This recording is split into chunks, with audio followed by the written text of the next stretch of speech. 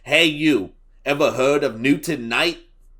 Knight was an American farmer from Mississippi and was a Southern Unionist, and as someone who was against the Confederacy, he created the Free States of Jones and helped topple the Confederacy from behind enemy lines. Sounds crazy? Let's get into it. Knight was born on November 10th, 1829. His grandfather, John Jackie Knight, was the largest slaveholder in Jones County, but Newton's family did not own slaves, and Newton himself was very opposed to the idea. In January of 1861, Jones County elected John H. Powell, who was anti-secession, to represent them in the Mississippi Secession Convention. And when he went there, he voted for secession, which made those in Jones County feel betrayed. So the South seceded, and Knight joined the Confederate Army in 1861.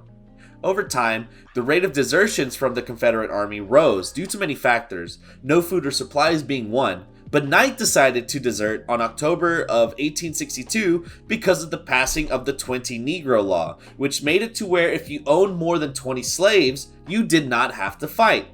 Now, quick tangent to explain why he left because of that. The whole reason for the war was over slavery, and now the poor people who didn't own slaves are fighting for the benefit of those who do. And because Knight didn't even want to fight in the first place, that was the last straw and he went AWOL.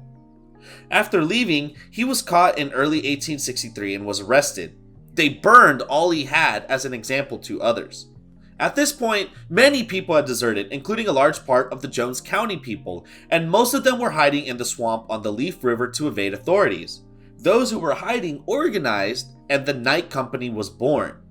From 1863 to 1865, the Knight Company fought in 14 skirmishes with Confederates, and a large part of their tactics were to make the Confederates think there were way more of them than there was. By spring of 1864, the Confederate government was overthrown in Jones County, and the U.S. flag was raised at the courthouse. After the war, Knight helped with Reconstruction. He separated from his wife and got with a freed woman named Rachel, who was a former slave of his grandfather.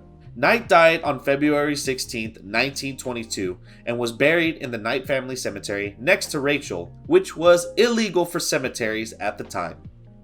Now the question is,